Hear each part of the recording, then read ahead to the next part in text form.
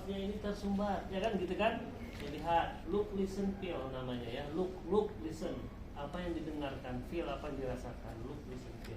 Apa yang dilihat? Oh ya, ternyata ada sumbatan, buah. Finger sweat, ya, dibuang, dimiringkan baksonya atau apa ya. Oh ternyata ada cairan di saksa, ya, ya, pasang. Oke. Kemudian look, listen apa? Dengar. Apa yang kita dengar? Seperti ini. Ya, suara napas tadi ya. Apa ada gargling, ada stridor, ada snoring ya. Jadi gargling karena cairan ya. Nah, snoring atau stridor nanti kena benda apa? Ada. Ya, feel apa yang kita rasakan? Feel.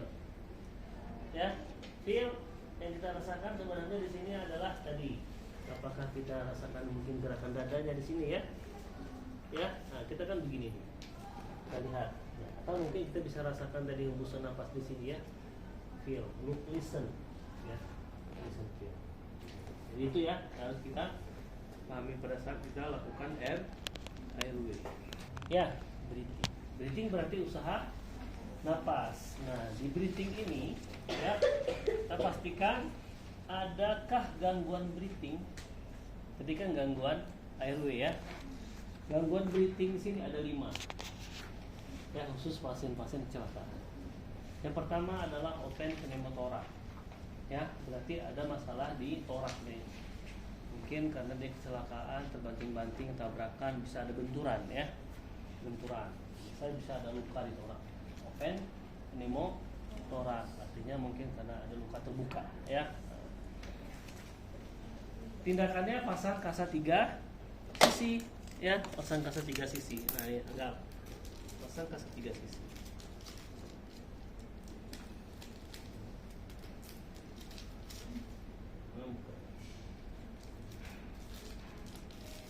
Biasanya ada indikasi muka.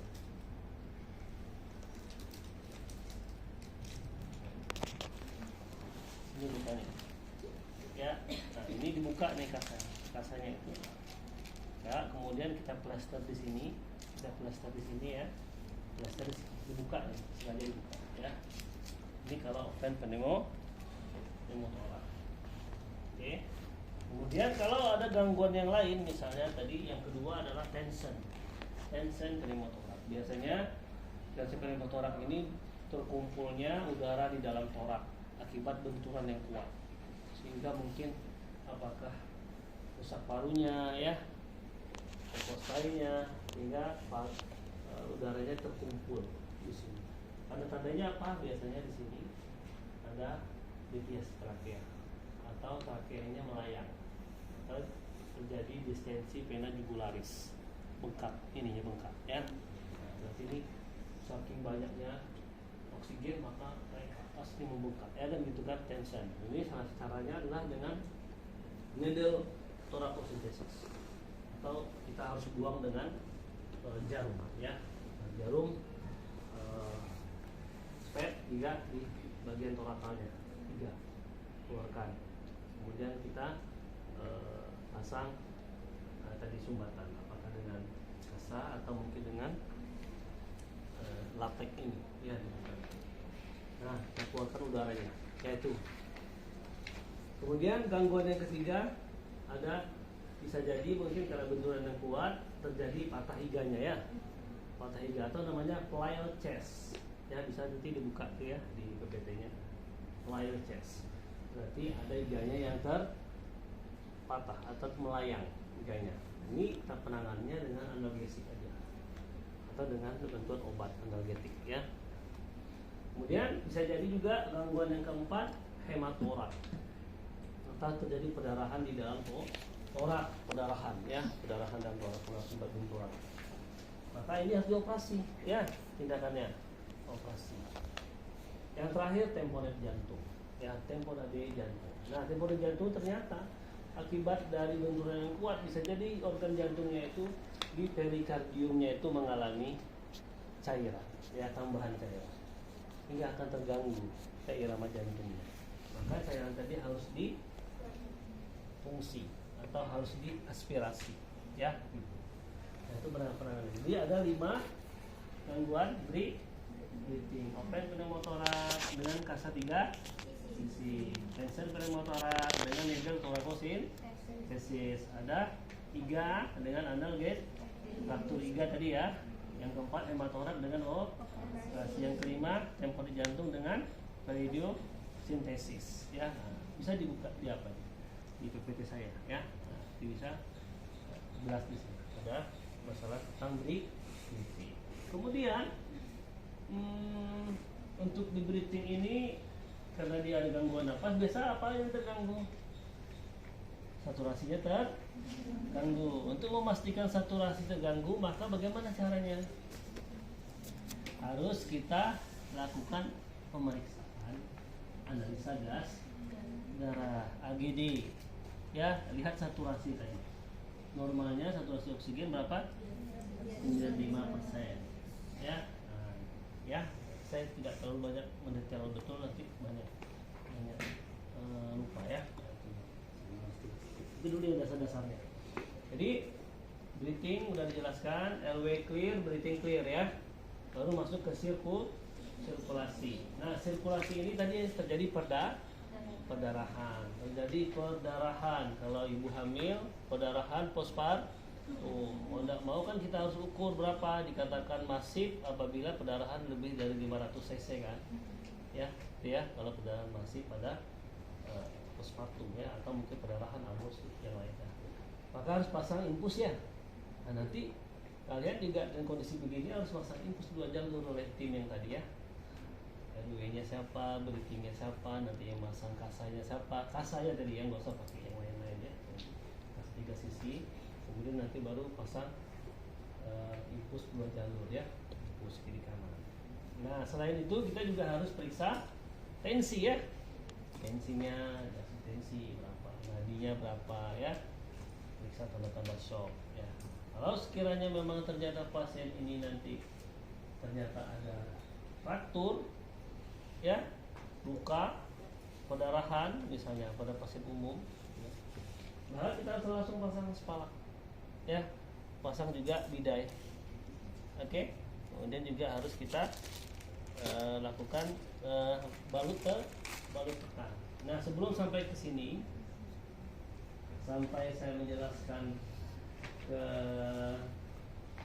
balut bidai, fraktur ya, saya harus jelasin dulu tadi kalau yang di C tadi kan ada sirkulasi, ada kompresi ya. C itu ada sirkulasi, ada kompresi. Nah, kalau kompresi inilah yang disebut nanti dengan RJP ya. Ini RJP ini pastikan ternyata pasien ini setelah kita cek tadi airway breathing-nya, tiba-tiba nadinya tidak teraba. Berarti kalau nadi tidak teraba terjadi apa namanya? Henti apa? Henti jantung.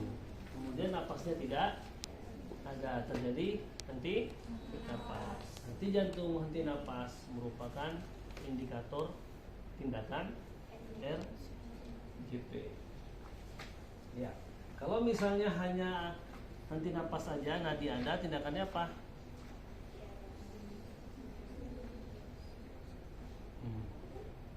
Ya. Nadinya tidak ada, napas tidak ada, maka kita lakukan resusitasi jantung paru. Tapi kalau nadinya ada, napasnya ada, tidak ada, maka harus dilakukan resusitasi paru aja ya, dengan ventilasi atau rescue breathing, atau dengan memberikan napas buatan.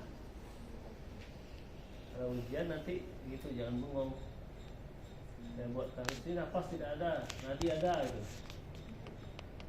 Gimana tindakannya? Ada nggak? Kalau nadi ada, napas ada nggak?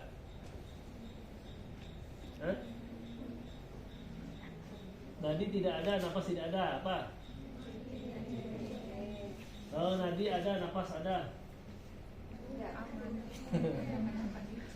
Nanti ada tindakan lagi ya, tindakan recovery, posisi ya, posisi.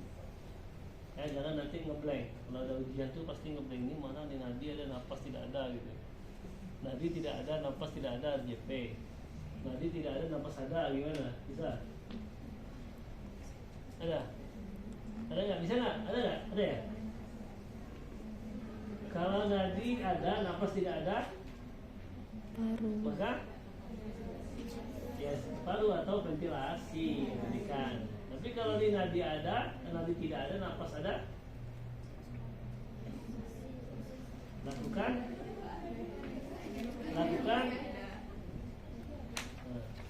dan saksikan di ATP. Yang suka nonton ATP biasanya apa? Siluman, apa? Hantu itu apa namanya? Zombie. Ya zombie ya. Ya jadi jangan bengong. Ya nggak ada ya itu ya. Cuma saya ngecek kesadaran aja ya. Ngecek observasi. Oke baik ya. Jadi pastikan yang pertama kali harus kita lakukan sebelum melakukan RJP, ada langkah-langkah yang wajib dihafal. Ya, kan menemukan kadang-kadang di IGD atau di ruang bersalin tiba-tiba napas tidak ada ya pada bayi atau pada ibu ya. Nah, langkah-langkah ini wajib hafal. Yang pertama, kalian harus menghafalnya kalau sering-sering ke pasar beli cabai, ya kan? Kalau ke pasar sering beli cabai kan? Namanya dokter cabai. Ingat dokter cabai. Dokter cabai ini menjadi langkah-langkah sebelum melakukan RJP. Apa itu dokter cabai? D-nya apa? D-nya dangerous. D, dangerous. Dangerous itu apa bahasa Siaknya? Bahaya. Bahaya atau yang harus kita lakukan di dangerous ini adalah 3A.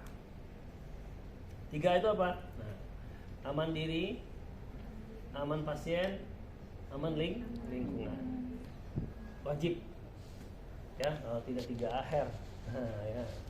Jadi aman diri apa? Kita harus pasang handscoon, harus pasang masker, apron, semuanya ya, lindungi diri kita. Ya, aman. Aman pasien gimana? Nah, pasiennya ditempatkan di posisi yang mantap. Kalau kejadiannya di lapangan, di tempat yang teduh ya, diamankan ya. Nah, kemudian aman lingkungan. Nah, jangan sampai lingkungan ini memperburuk keadaan pasien dan penolong. Jangan berkerumunan, ya, jangan padat. Harus ada oksigen, ya. Oke, jadi aman diri, aman pasien, aman lingkungan. Dangerous ya dengan 3A. Kemudian dokter cabai tadi berarti sudah D apa? R apa? Respon. Ya, bagaimana cara respon? Respon dengan AFU. Danger dengan 3A, respon dengan AFU. AFU itu apa? A. Alert, sadar atau tidak pasien ini ya, kelihatan. Kemudian V, verbal. AFU, verbal, ada suara enggak?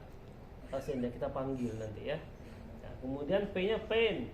Ternyata setelah kita berikan pain begini ya, enggak ada juga respon. Punya unresponsive. Setelah kita cek respon, baru kita panggil bantuan. Ya, baru kita panggil bantuan. Saya ulang ya. Nah, cek respon. Gimana cara cek respon? Pak, bangun Pak. Ya gitu ya, tepuk di dadanya. Pak. Apa yang kita lihat pertama tadi AFU ya.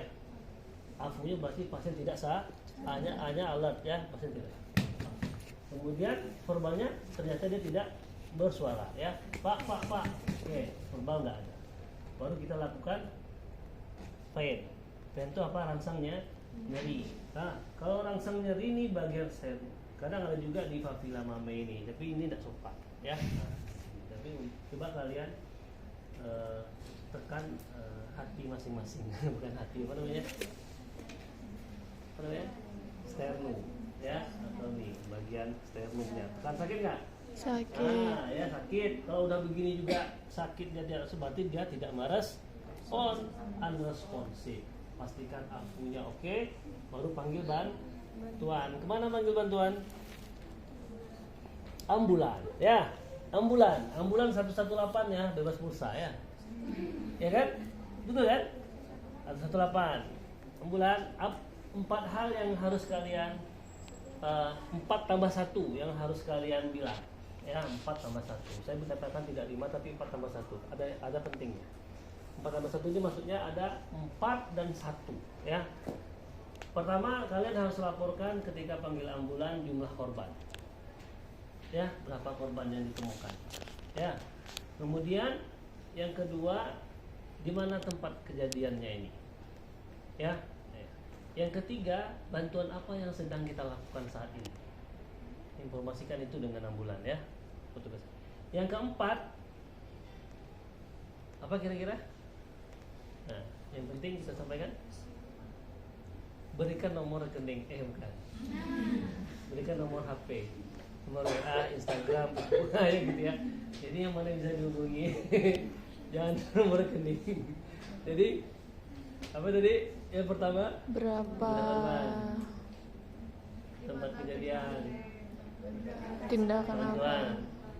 4 Nomor HP. bukan. Nomor HP. HP yang bisa dihubungi. Kenapa? Karena takut nanti ketika ambulannya datang dia tersesat kemana itu tempatnya ya. Oke, tambah satunya apa? Tambah satunya jangan lupa bawa AED. Nah, itu bahasanya. AED. AED itu apa? Nah, apa dah? Atau automatic emergency defibrilasi atau AED. Kita tidak. Itu penting ya, yang portable. Kalau udah di rumah sakit nanti pakai disisok itu. Nah, dari jantung ya. Tapi kalau di lapangan nanti pakai ini itu dia bisa nanti katakan di apakah perlu RGP atau tidak, shock ya, atau mungkin nanti dia bisa periksa alat ya, rekam jantungnya bisa langsung diperintahkan ya. Itu guna alat. Oke, jadi Dokter Cabi ya. Tadi dia sudah, sudah panggil bantuan ya. Ya kan, tadi udah panggil bantuan kan? Nah, kemudian C-nya lagi kan? C-nya apa? Ya? C. Tapi Dokter Cabe, DRC. C-nya apa? Sirkulasinya. Cek sirkulasi nadinya di sini dari trakea ke 2 sampai 3 cm. Nah, itu ke trakea. Ada kan? Sini. 2 sampai 3 cm dari trakea geser ke kanan atau ke kiri. Nadi apa namanya? Arteri apa namanya? Jugularis. Iya, karotis ya. Nah, jadi jangan di sini cek nadinya. Ya. Ceknya di sini. Cek. Coba, ada nggak nadinya? Ada zombie tadi ya. Zombie ya. Nah, cek. Kemudian scan pernapasan. Jangan lupa ya. Scan pernapasan. Cek. Ada nggak tadi low sentil ya? Nggak ada. Baru kita pastikan nadi tidak ada, napas tidak ada. Kita lakukan apa? Kompresi. Saya diam. Ya, kompresi. Ya, gimana caranya kita? Nah, kompresi tuh. Ya, kompresi. Pastikan ini di mandibular stay ini di bagian tengah ulu hati, kemudian di sini. Lihat tengahnya. Ambil aja di tengah-tengah papilanya ini ya. Nah, ini tangannya yang dominan. Dominan maksudnya, tahu? Nah, kemudian kedalamannya berapa senti?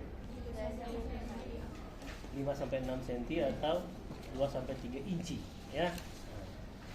Atau 5 sampai 6 cm. 2 sampai 3 inci ya. Kalau yang ada di kan bisa dengan mobil ya. Ya. Posisinya lihat, pastikan. Lihat saya berdiri kemudian lurus di bahu ya. Nah, nih pastikan ya. Nah, ini kalau kadang-kadang tidak diperhatikan capek ya gitu ya, kita melakukan kompresi ya. Baru setelah kita pastikan posisi ini, pastikan juga di tengah-tengah. Dan kalau satu penolong terpaksa kita nanti melakukan ventilasi atau mouth-to-mouth sendiri. Tapi kalau ada bantuan 2 bisa jadi 2 ya. Maka nanti kita akan melakukan hitungan 30 kompresi, 2 ventilasi atau mouth-to-mouth. Kita memberikan oksigen ya, karena jantung ini kita hentak, kita beri rangsangan 30 kali. Kemudian parunya juga kita berikan oksigen 2 kali ya. Oke. Baik, cara menghitungnya seperti apa? Ya. Ya, di sini indikasinya ya, benar tidaknya kalian. Ya, ini seperti ini biar tanpa ini ya. Biar juga masuknya. Oke. Kalau nanti warnanya oranye berarti dia belum makan.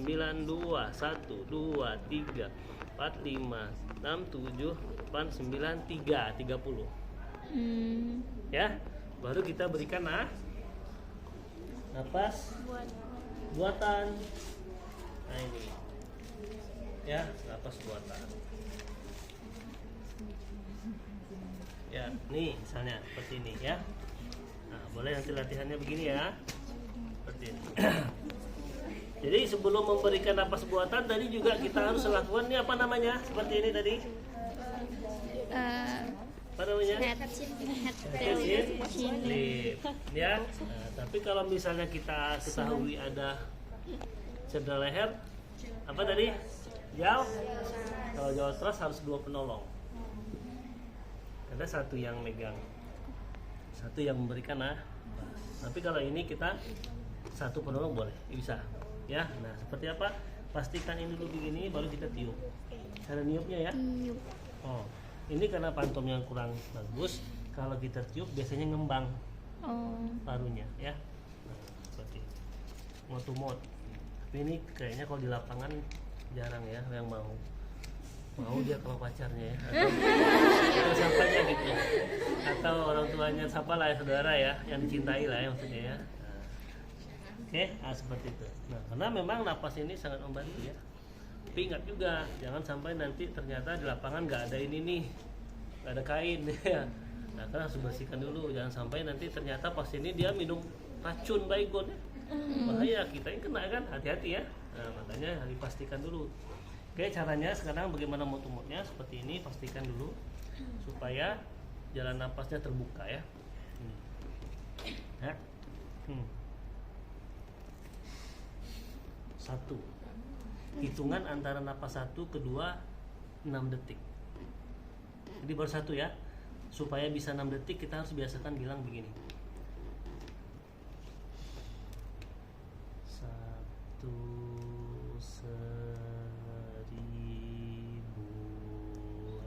itu dalam hati aja.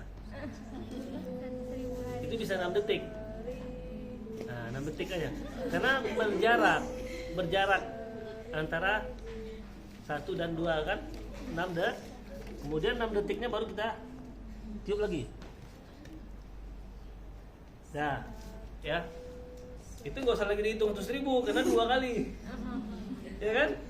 Ya kan? Yang nomor 1 yang kedua aja ya, baru kita bikin. Kalau udah ini disebut dengan satu siklus. Jadi kompresinya 30, ventilasi 2, 1 sih. Sementara kita minimal 5 siklus. Baru kita cek nadi. Dengan 5 siklus itu diharapkan nadinya ada. Kan gitu kan? Nah, kita lakukan lagi terus sampai 30. Kemudian lanjut lagi. Ya. Berdua kan? Sampai 5 siklus. Ternyata nadinya ada, napasnya tidak ada. Diapain? Ventilasi. Ya, ventilasi hanya dengan rescue breathing namanya, rescue breathing. Cukup dengan napas aja, atau kita menggunakan ini. Kalau di rumah sakit, ini kan di lapangan ya. Nah, kalau di rumah sakit kita menggunakan bubek. Ini juga jangan salah ya. Nah, ini hidungnya ya, seperti itu. Ya tadi 1 1000 gitu kan. Nah, Dan sampai kalau ternyata nadinya ada, napasnya tidak ada, maka rescue breathing. Ini selama 2 menit. 2 menit itu diperkirakan 20 kali. Ya. Nah, ya. 1 ya. Kemudian 2 1 2 kan gitu kan. 1 2 3 maksudnya apa? Hah? Kan 2 kali kan? Kan gitu kan sampai dia 20 atau 2 menit ya. Nah, seperti itu. Atau mungkin hitungan gampang aja mungkin 1 ya.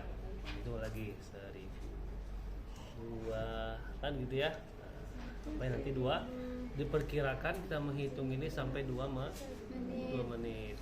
Karena jarak antara ventilasi 1 dan ventilasi 2 6 detik. Coba dikalikan 120 detik kan? Iya. Diperkirakan 2 menit. Ya gitu maksudnya ya. Oke.